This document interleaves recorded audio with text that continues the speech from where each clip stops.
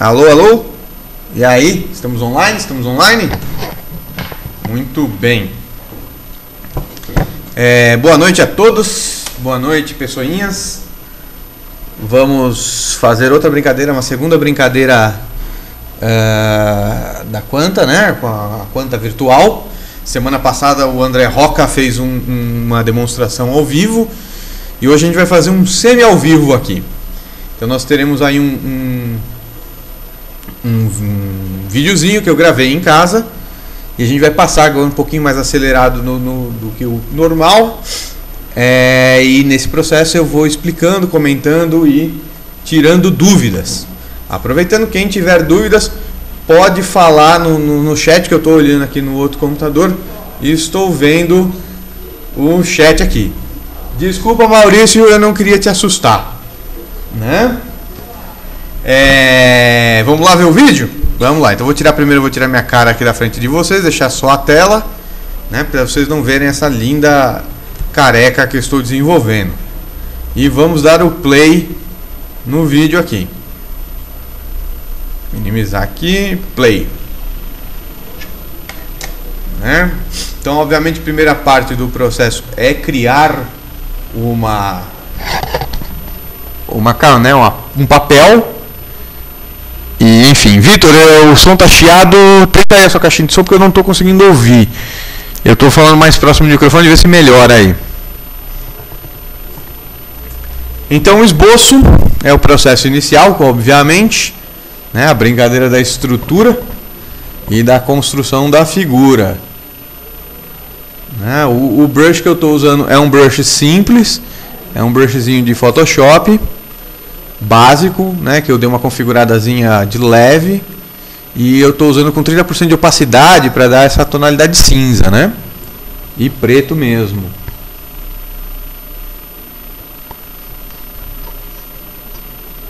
Vocês podem notar que eu fui mudando muito de ideia, né, o processo de fazer a coisa direto assim, né, eu tinha uma ideia de leve do que eu queria fazer e fui mudando muita coisa. Nessa perna, por exemplo, vocês vão ver que vai dar um certo trabalho para desenvolver.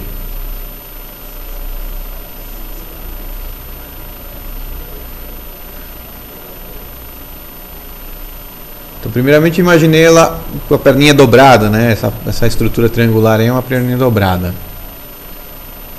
Mas logo eu vou mudar de ideia de novo. Não é, Fernanda? Fernanda Campos está aqui ao meu lado, acompanhando o chat, vendo as coisas.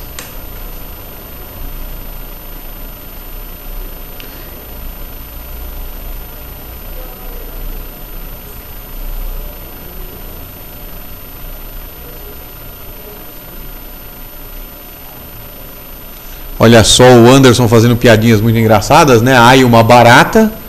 Criativo esse rapaz.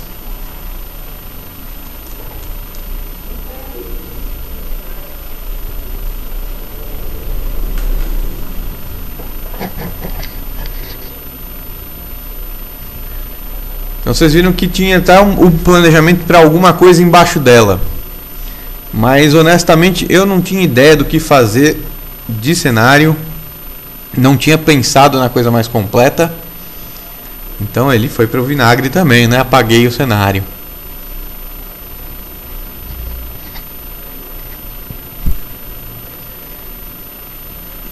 Isso é uma coisa que eu faço muito também, que é usar o esboço numa layer separada e depois redimensionar.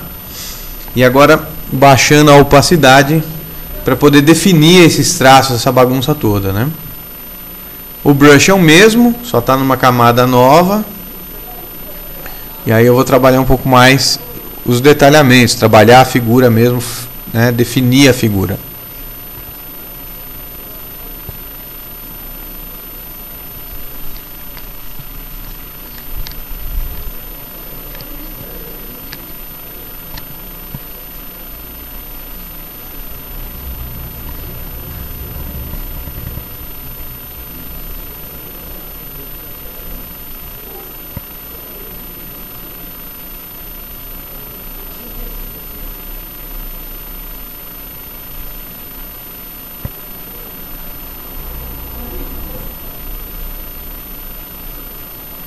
toda essa definição. Ainda vai levar um tempinho, né? O cabelo é uma coisa mais solta, fui fazendo de maneira mais descompromissada, só marcando as mechas aí. Maurício, você pergunta em qual tablet, né? Eu fiz. A tablet em casa é uma Intuos 3 da Wacom, tamanho médio, mas é basicamente a mesma coisa que eu faço em qualquer outra. Aqui mesmo na Quanta eu uso a bambuzinha mesmo, né? A tablet não muda muita coisa, não. É só uma pressãozinha mais suave ou não, né? Mais reconhecimento de pressão, né? Ou não.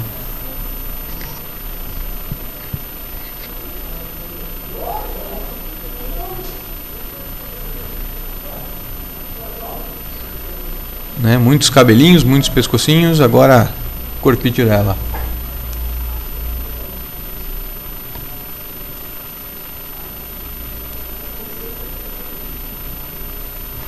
Assim, eu vou tentar baixar aqui o volume para ver se melhora o áudio. Espero que fique melhor, vamos ver.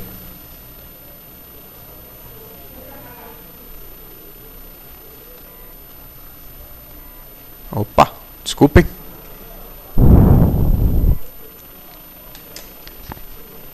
Melhorou aí, AC?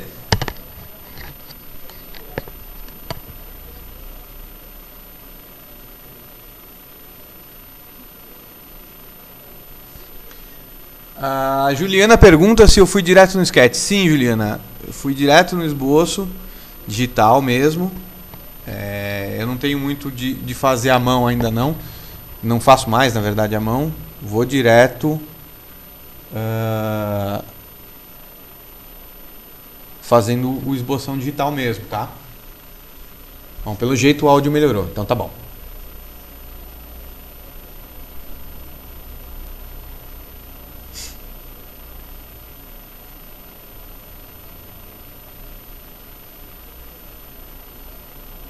Muitas brincadeirinhas aí.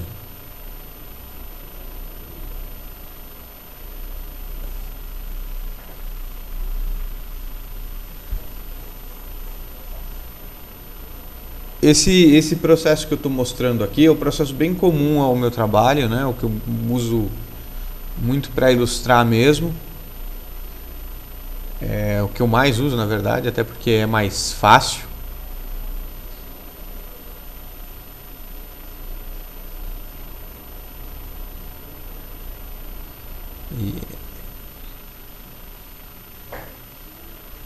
Eu vou só responder aqui a Juliana no nosso chat.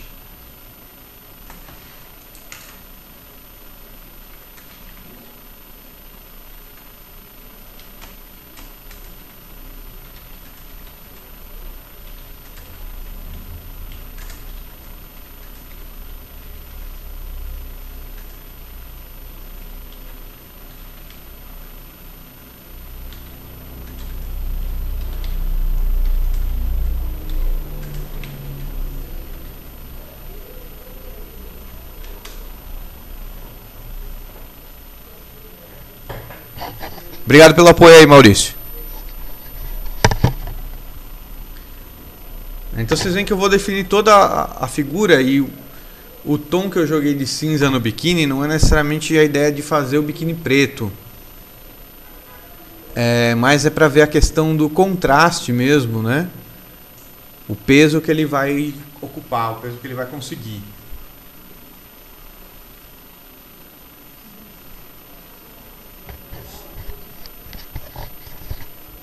E aí, ó, trapacinha, né?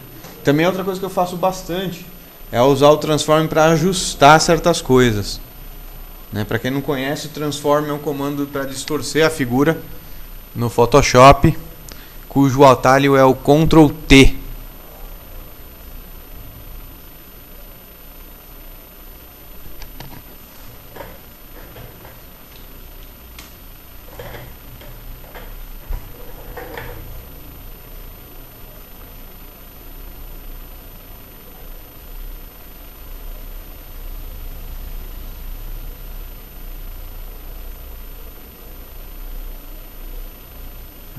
Aí, definido o esboço, eu diminuí a opacidade da layer onde ele está, criei uma nova layer para fazer arte final.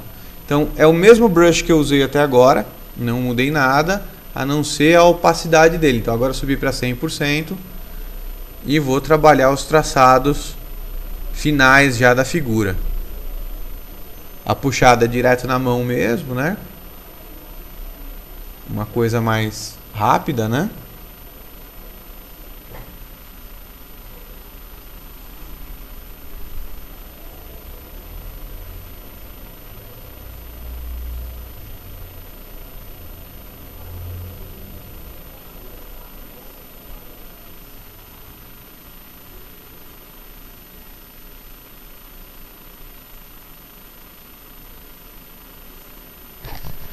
Olha só, o Felipe Gaúcho pergunta, né? A colorização que você vai fazer depois é irrelevante na hora de criar o sketch, certo?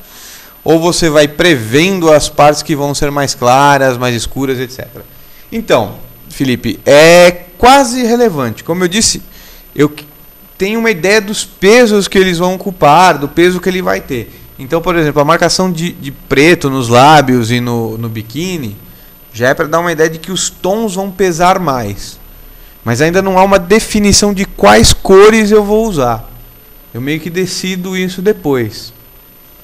Né? Tem uma noção na cabeça, claro, né? Tem uma ideia já da personagem como ela é, do tipo de coisa que ela tá, tipo de cores que eu vou usar nela, né?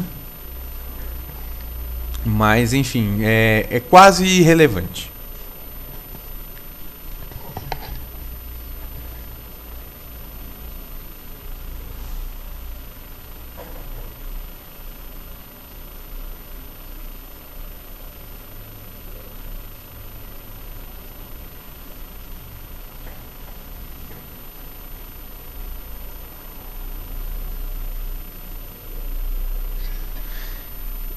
O AC pergunta se tem alguma diferença entre usar o traço no lápis ou na tablet, né? Se eu sinto alguma diferença. Sim, tem uma diferença, sim, claro, né? A tablet escorrega muito mais que o grafite, mas é uma questão de costume. Eu acho que a principal diferença é quando você se acostuma a olhar para a tela e lembrar que é o cursor que vai mexer e não, né, vai ser o caminho da sua mão que vai ser feito exatamente. Mas hoje em dia, particularmente, eu tenho feito tudo digital, mais pela praticidade do que por texturas ou coisas desse tipo, assim. E o Maurício comenta do Ctrl Z, sim, eu vou e volto várias vezes com a linha até acertar mais ou menos a posição que eu quero, ou então eu dou o transform na linha, né, e ajusto ela, né.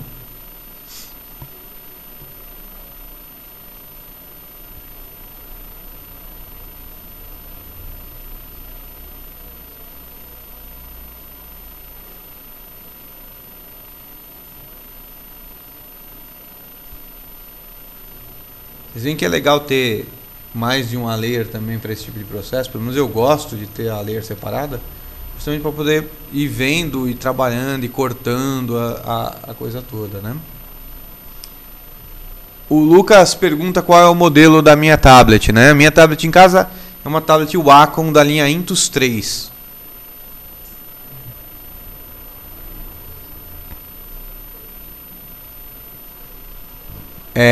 A Juliana está perguntando no chat aqui se esse brush é um brush de caligrafia, né?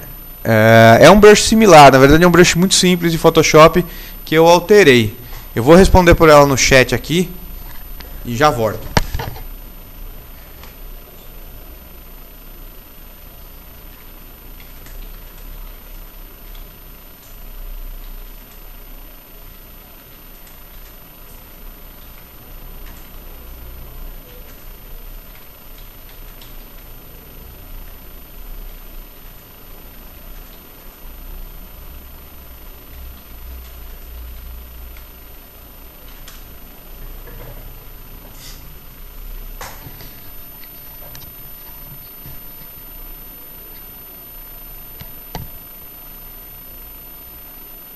Então, o uso de layer também é legal na hora de fazer arte final, por causa dessas interfaces. Eu posso passar por cima de áreas que eu já arte finalizei e vir apagando depois, né?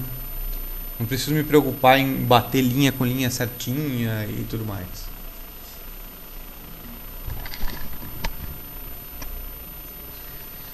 O Rafael pergunta se existe, né, se é importante o modelo ou a marca da tablet.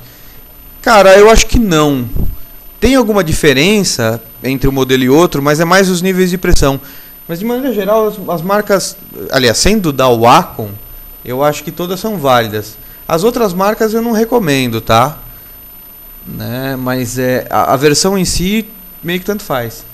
Para você ter uma ideia, a minha tablet em casa, que é uma linha mais antiga, tem 1024 níveis de pressão, que é o modelo padrão hoje das mais básicas da Wacom, né? Então, uma Bambu nova é basicamente a mesma coisa que a minha antiga, né? Pode, só tem que voltar, né?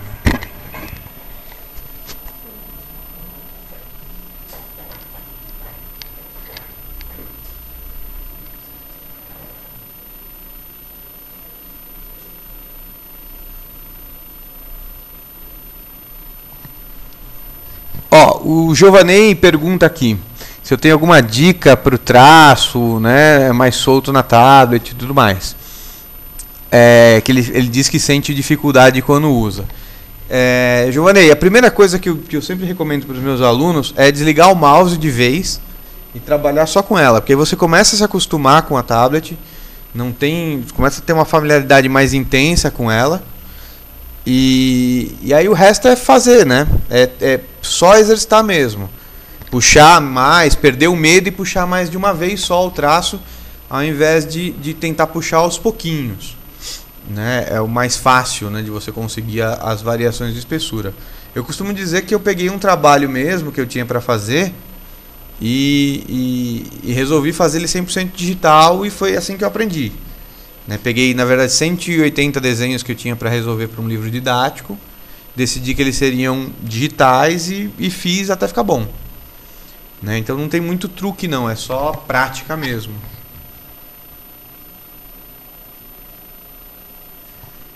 Então, o Rafael pergunta aqui se tem alguma dica para controlar a espessura do traço.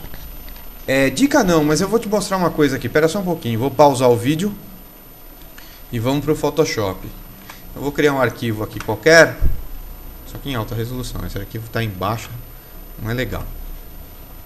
Vamos botar aqui em 300 dpi, só para mostrar a configuração do brush. Então, o que eu fiz com o brush foi pegar aqui na paletinha, eu peguei um desses brushes mais duros do Photoshop mesmo, né, como esse aqui, e configurei ele, né, habilitei o Shape Dynamics.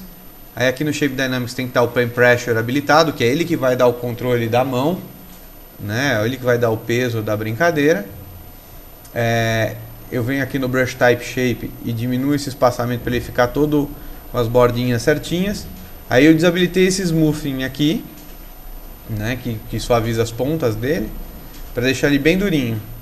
E aí por fim peguei aqui, voltando, aqui eu achatei a bolinha e puxei, né, dei uma rotacionada nela, que ela cria esse formato aqui, ó, e dá essa diferença na hora de dar a pincelada. Se ele tiver redondão, o peso é outro, ó, percebe? Brincar aqui com ele para criar certas texturas diferentes, ó. Dá para até variar ele de tempos em tempos, se você quiser.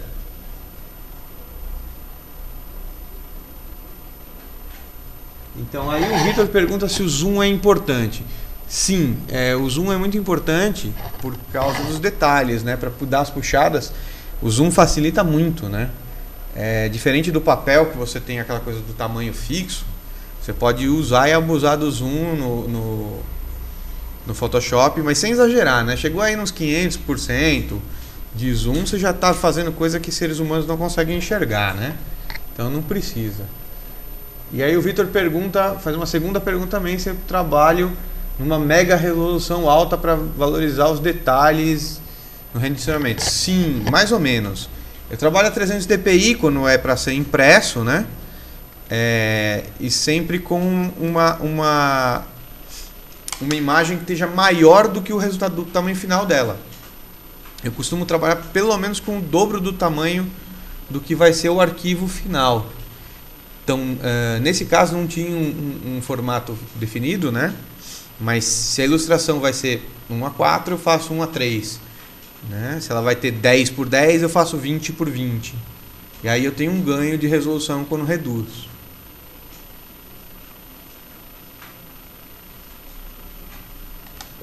A Juliana pergunta se dá para salvar o brush customizado. Dá sim. Para salvar um brush customizado, vou pausar aqui de novo.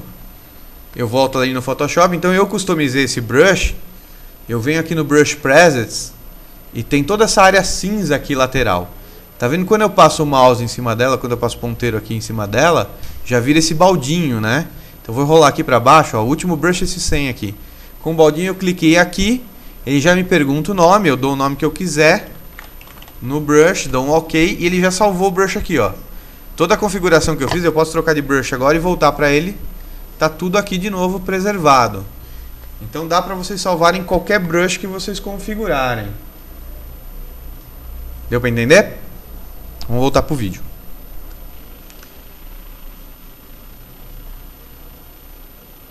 Então aí essas puxadas mais longas, eu crio uma outra layer, dou a puxada mais solta, acerto a posição dela com o transform e a borracha.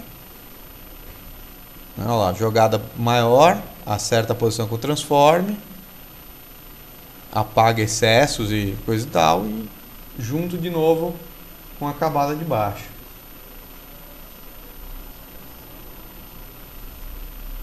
O Felipe está perguntando qual é o programa. O programa é o Photoshop, né?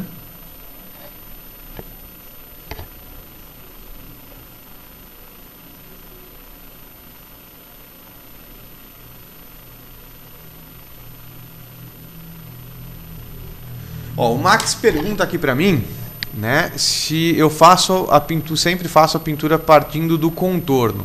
Tem artistas que fazem a partir do volume dos tons de cinza e o contorno meio que ele no encontro das cores. Depende muito do resultado que você quer, na verdade. Esse processo que você cita de outros artistas é um processo muito parecido com a pintura tradicional, com a pintura analógica. O resultado, consequentemente, é mais parecido também com pinturas analógicas. Esse aqui é um processo mais como seria arte final mesmo, a mão, e depois a colorização digital, né? Então é um processo de preto primeiro, de linha primeiro, para depois trabalhar ali.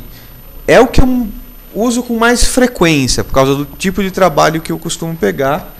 Esse trabalho com line art é mais frequente.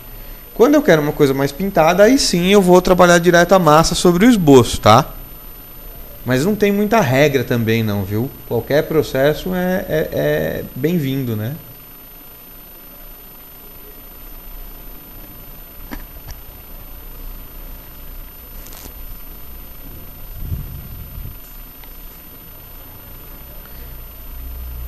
A vantagem também de se fazer digitalmente arte final é justamente poder errar várias vezes, apagar, voltar, né?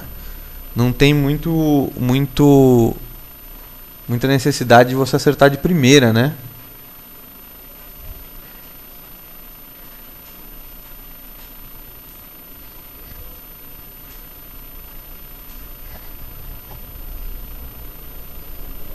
Aí os pezinhos, né? Chatinhos de fazer.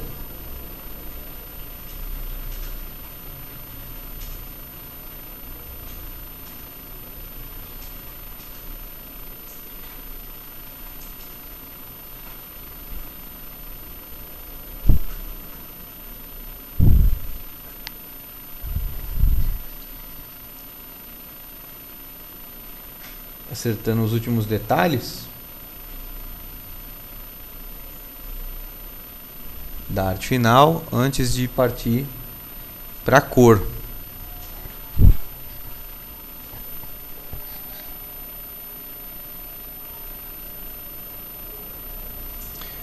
Olha, o Maurício pergunta aqui se é possível, se pode cobrar mais valores por, né, dependendo do estilo de pintura usado, ou se nós somos mercenários artísticos por causa disso. Não, sim, é possível cobrar, é justo cobrar valores mais caros por técnicas mais elaboradas.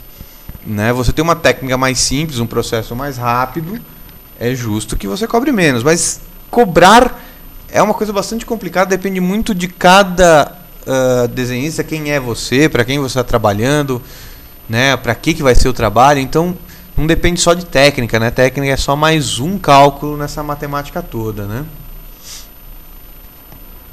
Não é uma ciência exata, né? Enfim, agora o que eu fiz aí foi criar uma camada abaixo da arte final, né? Vou até voltar um pouquinho aqui, só para mostrar para vocês, explicar melhor o comecinho. Então eu terminei a arte final, vamos voltar um pouquinho, não era para voltar tanto. Eu fiz uma seleção geral pelo fundo.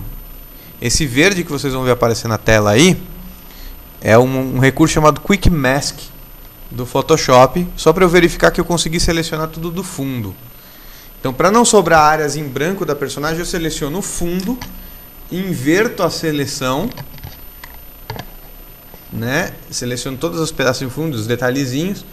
Vou inverter a seleção agora, expandi, na verdade, a seleção em 3 pixels primeiro, inverti e chapei com um tom de vermelho, que é o tom geral da coisa.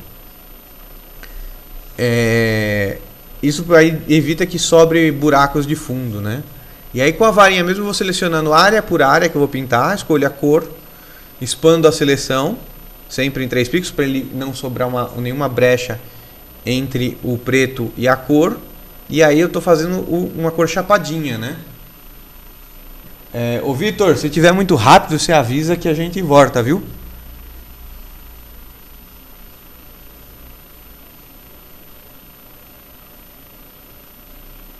A Juliana pergunta se o processo de colorização mais rápido ajuda a economizar tempo e prazo também. Ajuda. Mas eu gosto muito do estilinho de corzinha chapadinha, essa coisa meio com cara de desenho animado antigo, tá?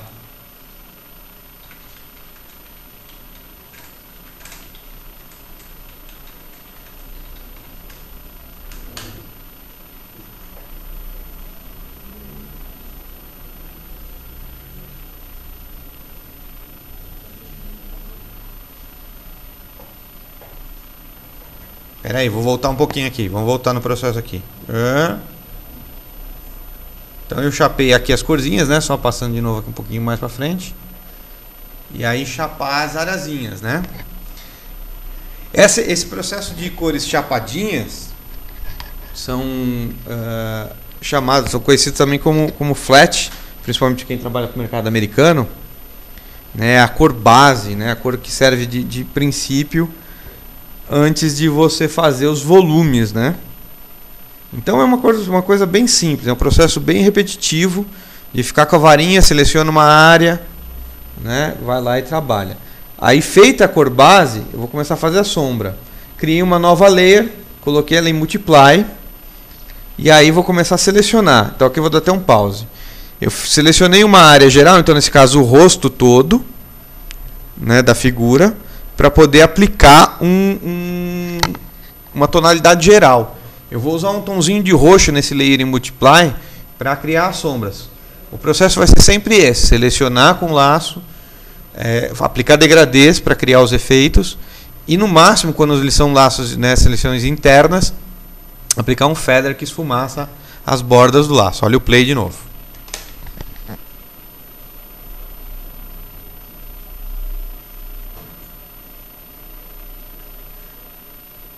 Eu não sei se é aval ou oval, né? Pergunta quanto tempo demora para pegar as manhas no Photoshop.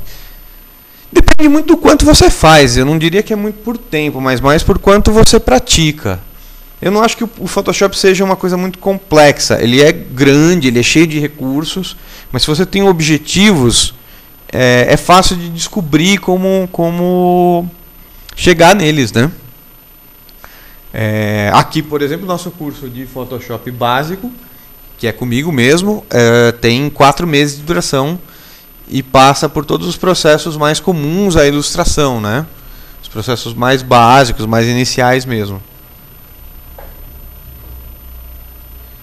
Maurício, a ferramenta que eu uso para esfumaçar a cor, né, para esfumaçar, na verdade esfumaço o contorno, é o feather, né? É tudo uma questão de dar o featherzinho, que é o Ctrl F6 agora no Photoshop CS6, e ele define quanto você quer esfumaçar de borda. Mas o efeito geral da sombra é o uso do degradê, ferramenta de degradê mesmo, da cor para o transparente, né? Da cor de foreground para o transparente. Vou dar um pause aqui, ó, e mostrar aqui no Photoshop.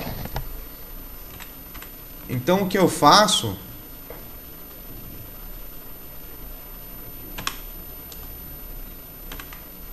Vai. Eita, que coisa. Bom, enfim, é selecionar uma área com o laço,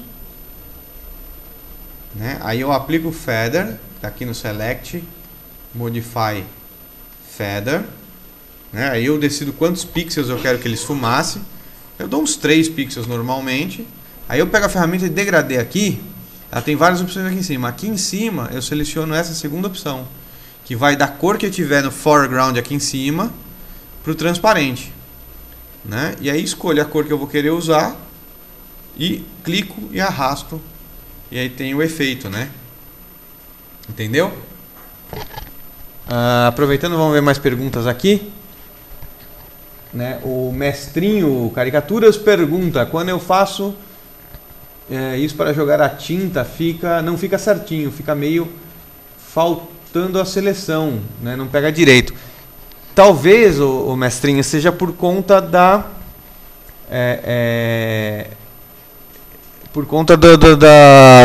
da passagem, de você entrar embaixo do traço, né? Quando você seleciona uma área com a varinha, deixa eu pegar ela aqui para mostrar para você.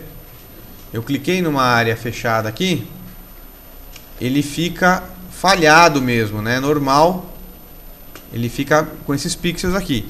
Aí entra o negócio de expandir a seleção para que ele invada o preto. Isso evita que fique os serrilhadinhos, né?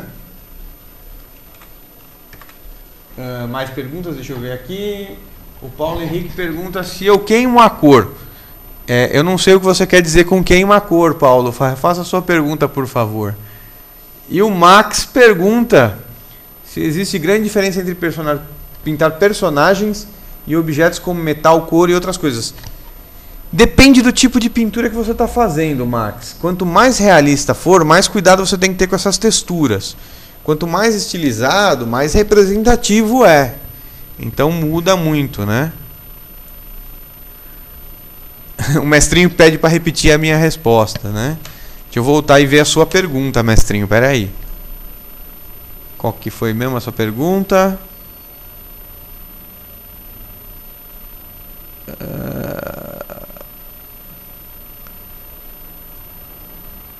Sim, quando você faz a seleção. Deixa eu mostrar uma coisa para vocês. Pera aí.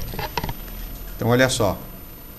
Quando você faz uma seleção, talvez o teu problema talvez esteja na questão de invadir ou não o preto. Então eu faço uma seleção aqui, ele sobra uns pixels. Se eu só pintar com a cor aqui, ele tende a ficar meio, né, essas falhazinhas brancas. Para evitar isso, eu mando expandir a seleção e ele invade o preto. E aí evita essas falhazinhas. Acho que era essa a sua dúvida, né?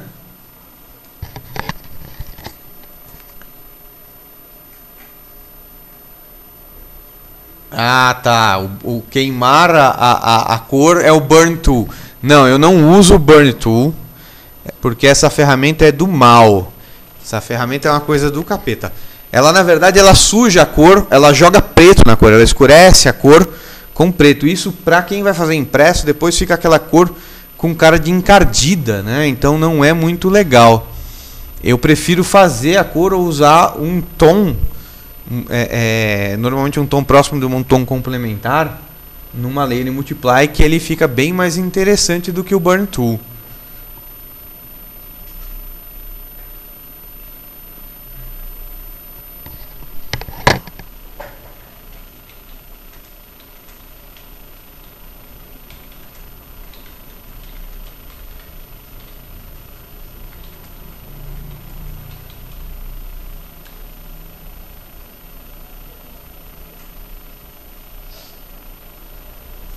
Isso, mestrinho. Você seleciona e invade o preto com um traço numa layer acima. Né? Se você tiver o traço feito à mão, escaneado, o que você pode fazer é jogar a cor numa camada acima dessa camada de traço e usar essa camada da cor em Multiply. Sacou? Aí ela vai vazar o preto para você. E aí, que mais? O Paulo Henrique pergunta quantas variações tonais eu uso. Depende muito do desenho, né? No trivial do dia a dia de trabalho com livro didático é um só, né? A cor base vira meio tom, tem o tom de sombra e boa. Aqui vai ter o tom de sombra, né? O tom base, que é o meio tom, e ainda vou aplicar a luz em cima depois, né? A coisa vai mais ou menos por aí. Maurício, eu prefiro Coca, né? Essa discussão já rolou na semana passada, né? A gente já conversou sobre isso. A Coca-Cola é mais legal, a Pepsi é feita com sangue de gnomos. Não é uma coisa legal, não é uma coisa bonita, não.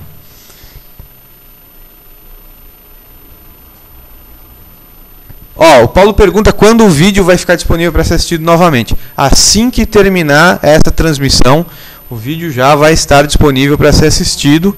E futuramente a gente põe ele no YouTube também, provavelmente já amanhã. Vamos lá, mais perguntas. O Bruno Rossi pergunta qual seria a estimativa de percentual de ilustrações comercializadas hoje que são produzidas 100% digital. É difícil essa sua pergunta, hein, Bruno? Não sei se existe como medir esse percentual hoje, mas com certeza o digital está muito em alta por conta da velocidade, por conta da facilidade do processo e do fato de que você terminou, acabou, né? Não tem mais o que fazer. Na pintura analógica é um pouco mais demorado, você tem que escanear, tratar, né? Fazer todo esse processo aí.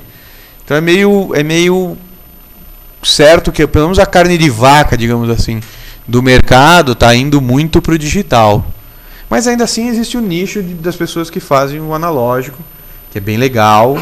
Enfim, é o que liga. O AC pergunta por que é tão comum a preferência de um programa de pixel ao invés de um programa vetor. Olha, AC, primeiro, porque o programa vetor é mais duro, né? O programa de pixel te dá mais liberdade para trabalhar, fica mais gestual.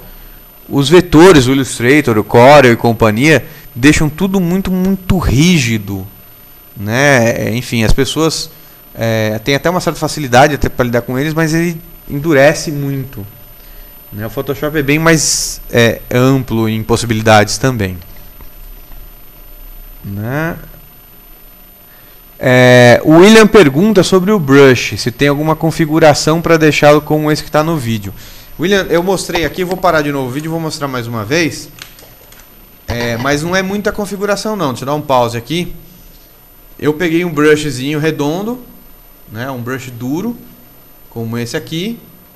Simplesmente vim aqui, habilitei esse Shape Dynamics com Pen Pressure aqui habilitado, né, com mínimo de 0%. E diminuir aqui, depois no Brush Type Shape, o espaçamento dele e achatei o formato da bolinha aqui, ó. Certo? É isso que dá essa característica do brush que eu estou usando para fazer o final, tá? E foi o mesmo brush que foi usado para fazer o esboço também. Aí o Lucas pergunta se no processo de colorização as pessoas que têm conhecimento prático com a pintura tradicional compõem uma ilustração mais complexa ou com mais competência. Olha, Lucas, não existe uma regra também para isso, mas de maneira geral, ter a experiência tradicional é importante para você entender pintura, né? Pintura é igual em qualquer situação, seja digital, seja analógico, você só está trocando o material que você está usando. Então, se você sabe pintura, você se vira bem de maneira geral. Se você não sabe mexer nem com uma nem com outra, fica mais difícil mesmo, né? Se tem mais competência ou não, aí vai depender do indivíduo, né?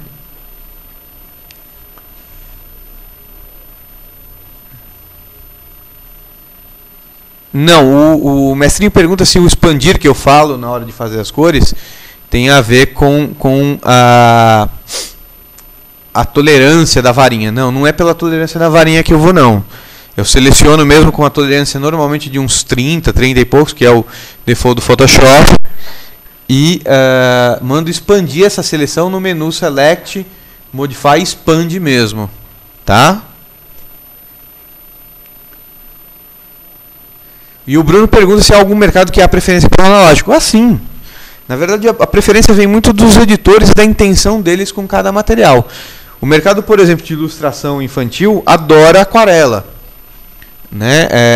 Alguns mercados mais editoriais adoram pinturas de maneira geral. Então, na verdade, não tem uma regra. O que acontece é que quanto mais produção de massa for a ilustração, quanto mais dentro de uma máquina muito rápida de processo, mais a tendência dos caras usarem o material digital porque é mais rápido. Mas nada impede também de um livro didático ou algum material de mais rápido e de usar uma aquarela ou uma acrílica ou um guache, né? São só técnicas diferentes mesmo e resultados visuais diferentes. Aí vai de gosto também do editor que contrata o desenhista, né?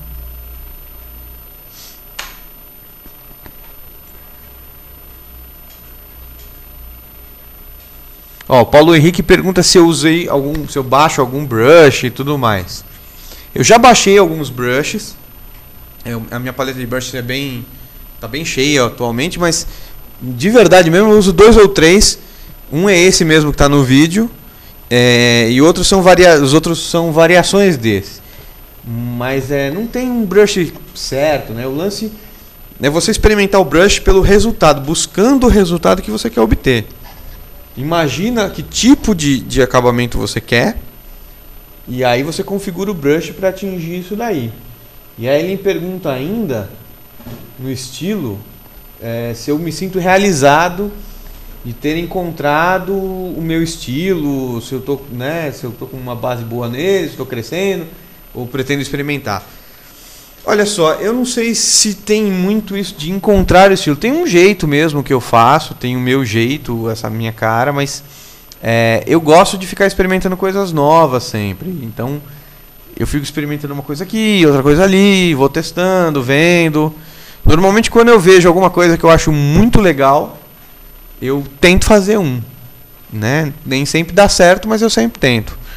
E aí a gente vai se reinventando, na verdade, né? Nenhum desenhista que eu conheço, aliás, para de fazer coisas novas ou de experimentar coisas novas, né? Pelo menos os bons, né? A galera fica sempre tentando uma coisa nova, sempre experimentando uma coisa nova, sempre tem um conhecimento novo que vai te ajudar bastante aí.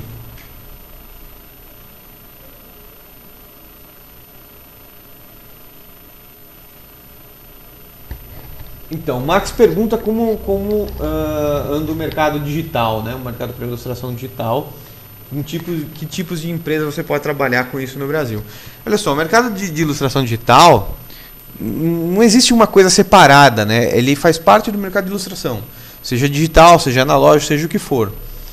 Então é um mercado que está bom, ele tem bastante concorrência, principalmente hoje em dia a concorrência aumentou mais por causa da internet. Mas tem trabalho, tem acontecido bastante trabalho, tem muita gente trabalhando com isso. Então dá para viver, dá para fazer, enfim.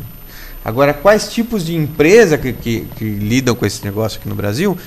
Cara, também vai muito de caso para caso.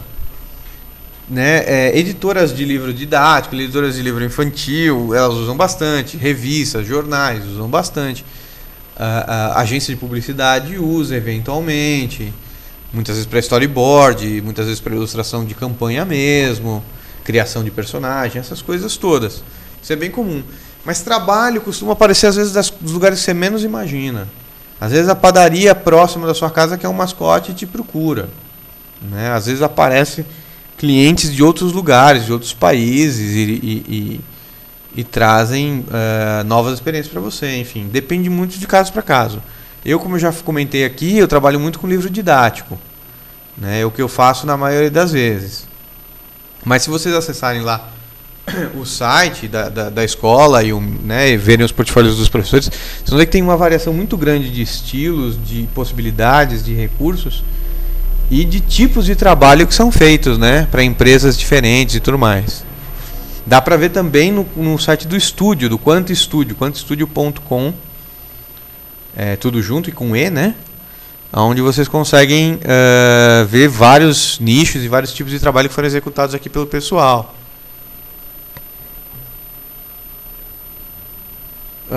O Lucas está perguntando qual seria o valor dessa ilustração que está sendo feita agora, né? Que eu faço. Enfim, não dá para medir isso, Lucas, assim. É um trabalho que levou 1h20 aí de trabalho corrido e tal. Então é uma coisa que tem que ser pensada mais ou menos com a base no tempo, com a base na complexidade. E depois o preço também é muito definido pela utilidade de um desenho, né? As pessoas esquecem, na verdade as pessoas ignoram que um desenho ele tem uma aplicação prática, alguém vai usar ele para alguma coisa. E então essa aplicação prática faz tudo variar, sabe? É diferente de você fazer um desenho para uma empresa pequena ou fazer um desenho para uma empresa muito grande que vai usar isso como um personagem de desenho animado, por exemplo. Tem um potencial de lucro muito grande, né? Enfim, então é difícil fazer essa média, viu, Lucas?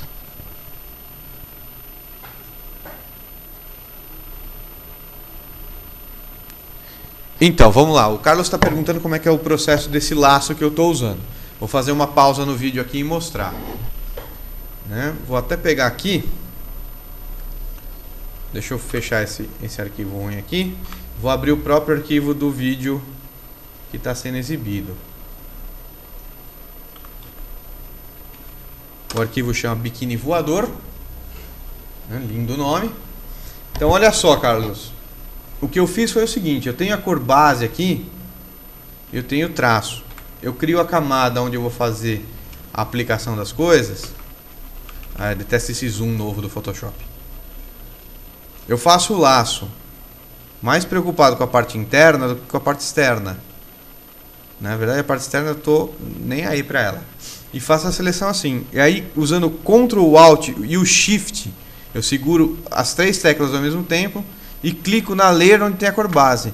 E ele fica com a seleção só na intersecção entre o que eu selecionei com o laço e o que tem na cor base. E aí, quando eu aplico a cor, ele fica só ali dentro, recortadinho. Entendeu? É assim que eu fiz geral.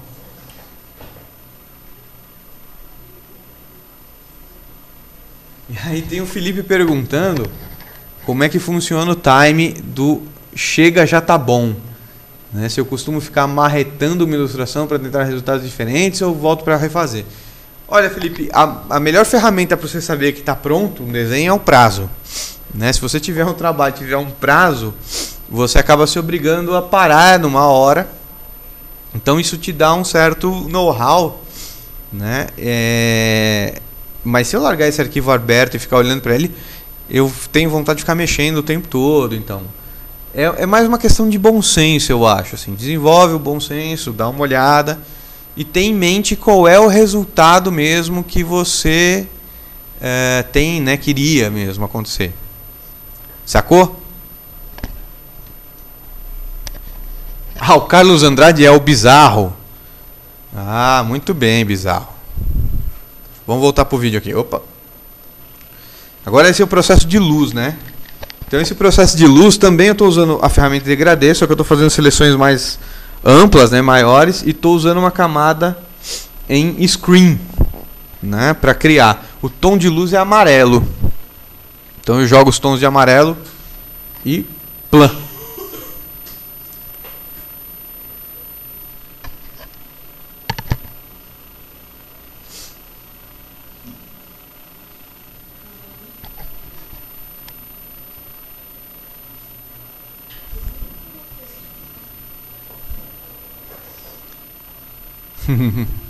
Sua vida mudou, Carlos Andrade?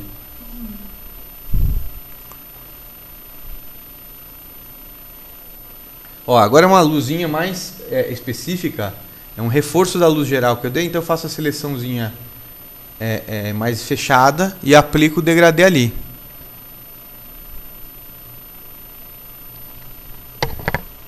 A Juliana Loyola está perguntando se eu uso máscaras, né? Eu prefiro usar layers, tá?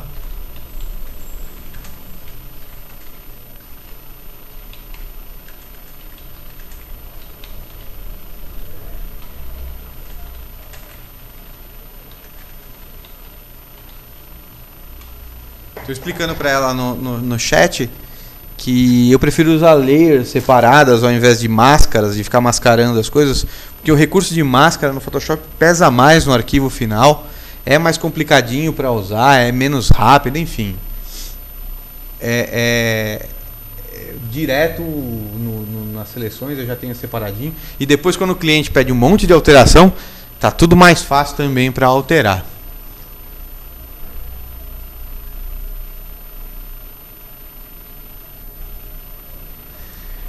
O Max pergunta se eu demoro mais para acertar o desenho ou a pintura. Cara, Max, eu acho que eu demoro mais para o desenho. Principalmente você viu que a fase inicial do esboço foi muito mais lenta, né? Então é um treco mais de ficar pensando e testando de novo, e brinca a estrutura, e pensa na pose, pensa na figura humana e tará. Então a cor é mais um processo mais mecânico, então ela vai mais rápido, né?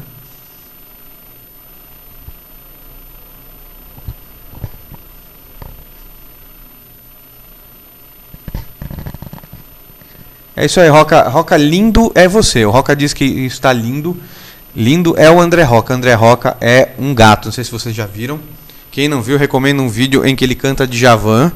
Tá? Vídeo lindo. Ele canta de olhinho fechado, é bonito. Né? Dá um arrepio na nuca, né? E o nosso amigo Carlos Andrade, né, está se descobrindo fã de laços agora, né?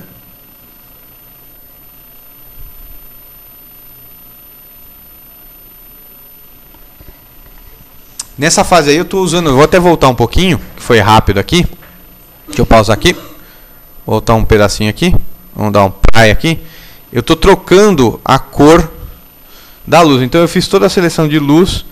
Achei que estava uma cor meio estranha no cabelo, o efeito que ela deu no cabelo. Então o que eu fiz foi selecionar o cabelo, a área de cabelo, né? Aí eu estou fazendo aí a cor, a aplicação de luz, aliás. Aí eu fiz a seleção de cabelo e estou trocando a tonalidade. Isso foi um teste primeiro.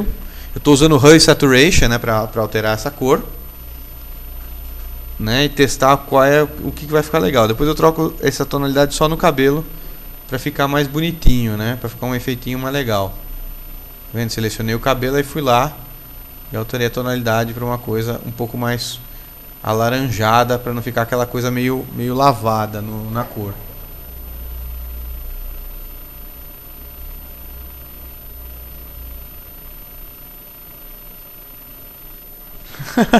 O Rafael Fontes está dizendo que o professor está reclamando que você está vendo isso durante a aula. Devia estar prestando atenção na aula. É luz e sombra hoje é matéria importante, né?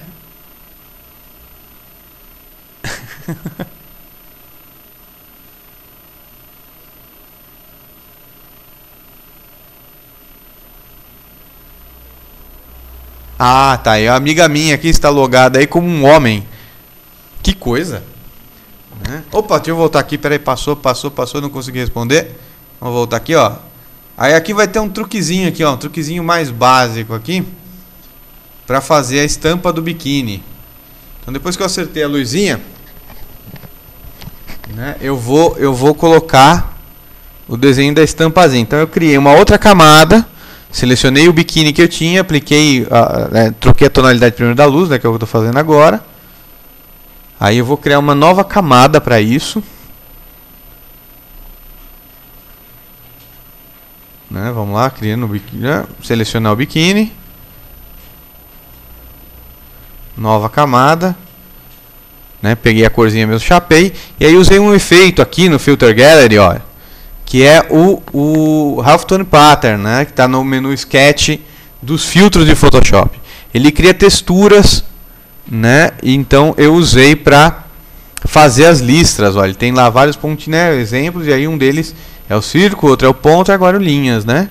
Acerto o tamanho delas, dou um OK e é só uma camada também de efeito multiply. Eu vou ficar tentando escolher vários efeitinhos aí, mas vai ser sim. Deixa eu ver aqui as perguntas da galera.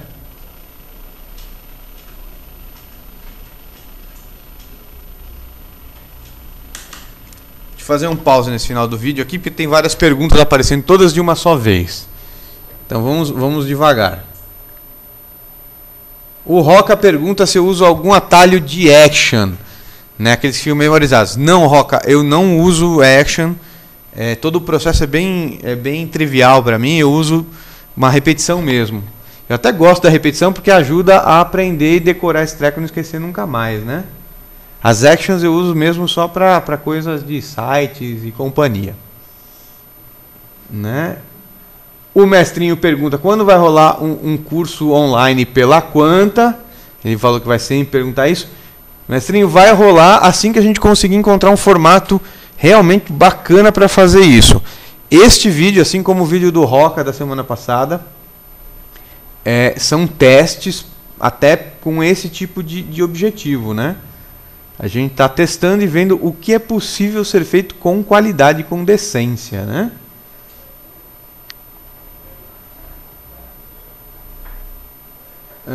A Juliana também pergunta se eu uso textura.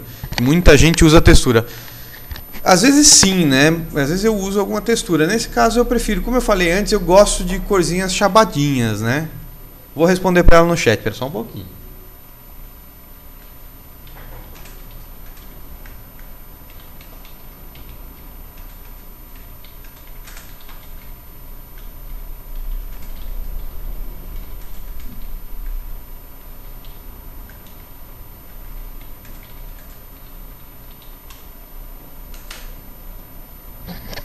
E voltando a ver as perguntas aqui que nós temos, né, mais comentários sobre os cursos online. Como eu disse antes, nós estamos estudando essa possibilidade, né? Até lá nós temos os nossos cursos regulares e os cursos de férias, né? Para quem é de longe, aproveitem os cursos de férias.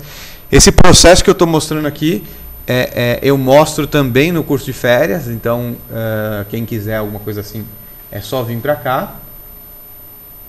E o mestrinho pergunta se eu tenho alguma chance de disponibilizar essa paleta de cores. Sim, mestrinho, eu posso disponibilizar para você tranquilamente. É só me mandar um e-mail, porque eu vou esquecer, eu tenho uma cabeça de evento, e aí você me cobra e eu te mando sim, com certeza. Deixa eu dar o play aqui para a gente ver o finzinho do vídeo. Então depois que eu apliquei a texturinha do biquíni, vai só o detalhe do fundo, né? Que é só para acabar a brincadeira e finalmente fazer a assinatura aí.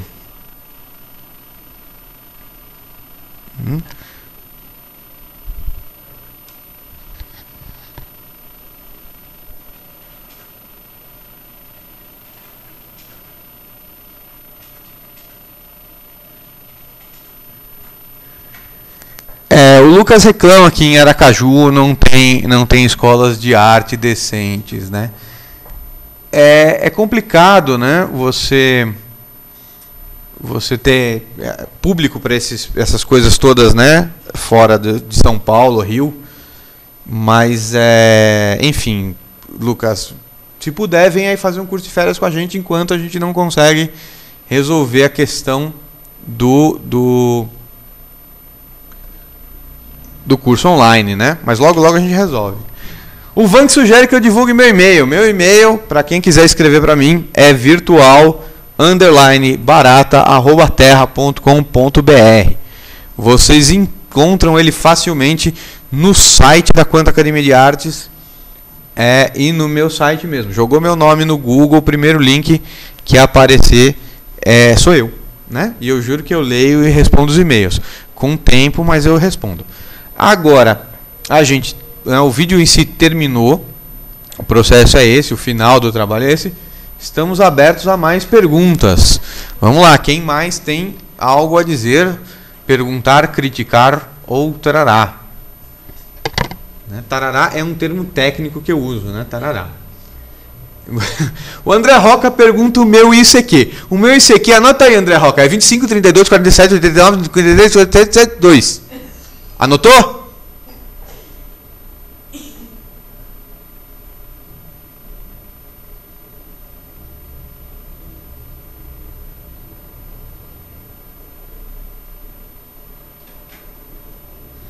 Ó, o Rafael Mendes pergunta se o flow influencia muito no brush.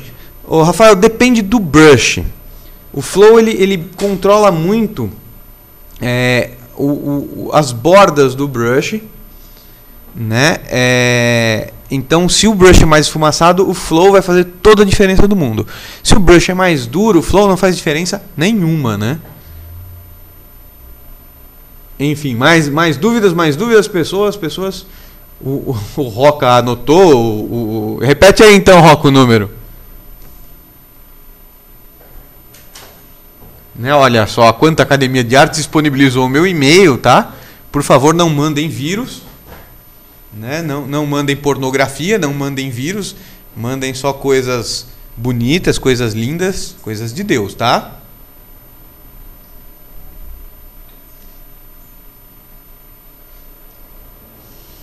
O Carlos falou que não anotou. Vou repetir, Carlos. É 32, 45, 43, 42, 12. Se tiver alguma dúvida, Carlos, você pergunta para o Roca, porque ele anotou, viu?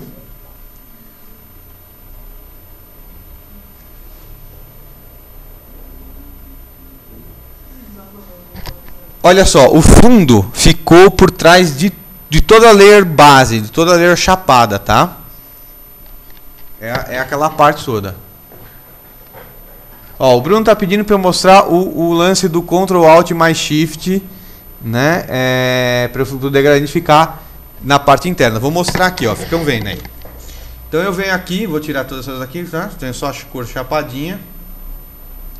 Crio a layer aqui em Multiply, que é a layer da sombra. E aí eu odeio esse zoom. Agora sim, zoom de gente. Isso é zoom mais legal. Pego o laço, eu gosto de usar o laço poligonal. E aí eu traço aqui a área onde eu quero. Certo? Faço a seleção da área onde vai ficar a sombra. Vou lá no Select, Modify Feather. Aplico um esfumaçado de uns 3 pixels, tá bom. Pego o degradê. Aí vem o lance do Ctrl Alt mais Shift. Eu seguro Ctrl Alt e Shift tudo ao mesmo tempo. E clico na layer da cor base, ou seja, nessa layer 4. Que está abaixo da layer em Multiply que eu estou fazendo. Cliquei em cima do quadradinho, ela já criou a intersecção para mim. Ele seleciona essa área. Aí eu pego a ferramenta de degradê e aplico aqui, ó. E aí o efeitinho fica um treco como isso aqui. Sacou, Bruno? Entendeu agora?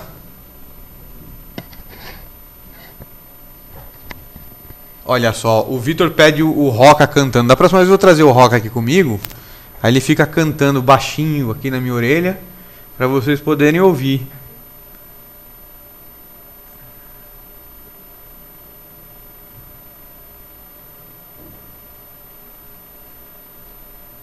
Ô Rafael, você pergunta alguma coisa sobre solicitação de jogos para mim no Facebook. Eu não tenho Facebook, tá? Sou eu, a pessoa que não tem Facebook sou eu mesmo, né? E não vai rolar não, Bruno, não vai rolar nenhuma música do Djavan. Sinto muito, Djavan não se faz, ninguém merece, né? Só o Roca mesmo merece. A Fernanda fica pedindo para eu cantar aqui. Não vou cantar, Fernanda, cante você. Não, a Fernanda não quer cantar também, então vocês vão ficar sem música hoje, né? Deixa eu responder aqui a pergunta da Juliana. Ela pergunta,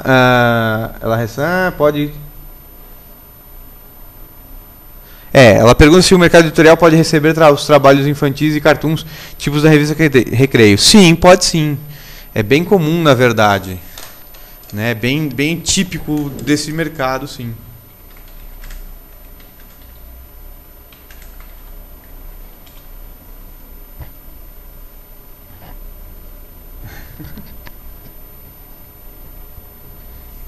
O René comenta de novo a técnica do Ctrl Alt mais Shift. É sempre muito legal usar essas teclinhas, né? Eu costumo passar para os alunos mesmo, é isso. O Ctrl Shift sempre soma seleções, né? O Shift vai brincar com somar, o Alt vai brincar com subtrair. E o Ctrl, o Alt e o Shift juntos, né? Mas o Ctrl vai formar essas coisas de intersecção. Então, por exemplo, olha só, eu tenho uma seleção, vou fazer uma seleção aqui. Fiz um quadrado. Se eu quiser somar outro, eu seguro o Shift e faço outro. Está somado. Se eu quiser vazar, eu seguro o Alt e ele recorta. Né? E aí eu posso fazer intersecções entre pedaços de coisa, entre layers que tenham coisas diferentes. Então é bem interessante mesmo. Evita de ter que ficar recortando tudo direitinho, certinho de novo, que isso é um pé, né? Então é mais fácil você simplesmente fazer a intersecção e o computador resolver a vida para vocês, né? Mais perguntas, mais questões?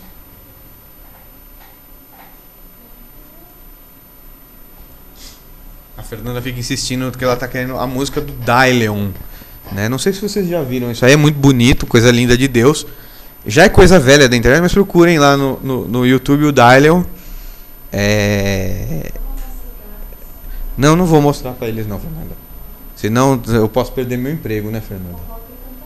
O Roca cantaria, mas o Roca é o Roca, né? O Roca é lindo. Eu sou eu, né?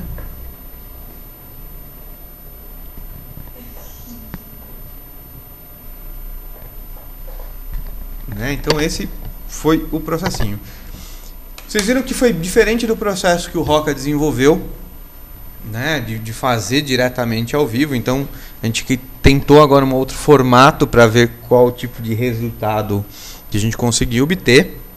Então vocês que estão assistindo aí podem escrever aqui para Quanta, ou pelo Facebook, ou pelo e-mail direto, né, o quanta@quantaacademia.com, né, para dizer se gostaram ou não gostaram, se tem dúvidas, se tem sugestões, qualquer coisa do tipo, né? A gente, como eu disse, nós estamos nos aprimorando para tentar atingir essas pessoas que moram longe do estado e da cidade de São Paulo e têm dificuldades, gostariam de fazer o curso na Quanta, mas não conseguem vir, né? O Roca está insistindo que quer ver o meu rostinho. Não sei se eu vou mostrar para você o meu rostinho, Roca. Eu tenho uma certa vergonha, né? Eu vou botar, vamos dividir a tela aqui só para o Roca ficar feliz. Vamos lá. Oi, André Roca. Tudo bom? Né? Coisa linda você.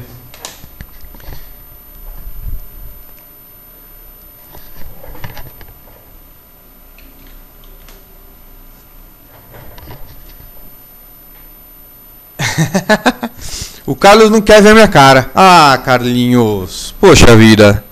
Sou tão lindo eu, né? Tão bonito. Mas enfim, né? Tem mais uma pergunta aqui. Peraí, vamos ver. Quem respondeu? Quem perguntou? O Felipe, né? Vou voltar a ver de novo para a parte final. Vi que você preferiu o Transform Tool para acertar o traço ao invés de ficar refazendo em cima do sketch. Né? Isso dá para evitar sujeirinhas no desenho. É verdade, Felipe. Eu usei muito o Transform para fazer a arte final. É uma das coisas que eu uso bastante mesmo. Evita uma série de problemas, evita uma série de chatices, mas lembra de estar sempre com a imagem maior, porque quando você dá esse Transform, ele dá uma perdida na resolução do traço, nas bordinhas do traço. Se a imagem estiver grande, estiver bem maior que o final, não tem problema nenhum.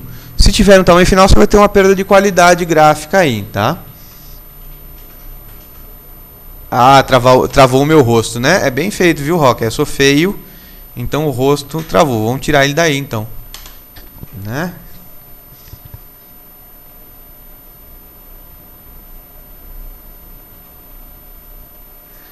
René, que bom que você gostou. A ideia era mesmo essa, tentar abrir um pouco mais de espaço para conseguir explicar as coisas, né?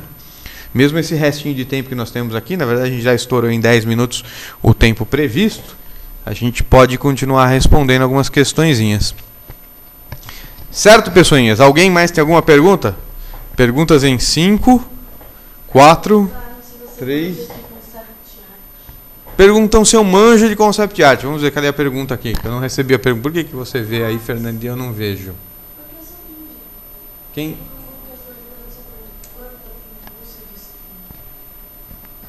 Então vamos lá. Então o Max pergunta se eu manjo de concept art. Max, concept art é um terreno com o qual eu já trabalhei algumas vezes, tá? Mais para publicidade do que qualquer outra coisa. Fiz algumas coisinhas poucas para games, material mesmo principalmente game institucional, né? Coisas desse tipo. Mas foi pouca coisa. Publicitário eu trabalhei mais. Tem alguma ideia, mas já é um assunto um pouco mais extenso. Numa outra oportunidade, a gente pode trocar uma ideia melhor sobre concept art, né? E aí o Vitor manda uma opinião sobre o lance de fazer um esquemão misto. Talvez seja uma boa ideia, Vitor. A gente só não sabe como ainda, tá? Mas vamos pensar. Sua ideia está anotada. Muito obrigado. Né? E, enfim, nós vamos ficando por aqui. Obrigado por todos que assistiram. Obrigado por todos vocês que ainda verão este vídeo. Espero realmente que vocês tenham gostado. Espero que tenha ajudado muito. Né? Lembrando a todos, eu estou por aqui direto na Quanta. Pode escrever para mim. Né? Quem é aluno daqui, você vai me achar aqui com certeza, com muita frequência. E estamos aí fazendo as aulas de desenho aqui na Quanta. Fazendo a aula de Photoshop básico, né? E as aulas de ilustração digital. Enfim, quem não viu o esboço, o trabalho do Roca da semana passada, pode ver aqui mesmo no live stream, ou ver lá na TV Quanta, no site da Quanta, ou no YouTube, no canal da Quanta. Está lá disponível. Esse vídeo mesmo vai para o Facebook e companhia e YouTube assim que a gente encerrar aqui. E é isso aí, né? Qualquer coisa, venham nos visitar, marquem aula experimental e tudo mais. Muito obrigado a todos e até mais.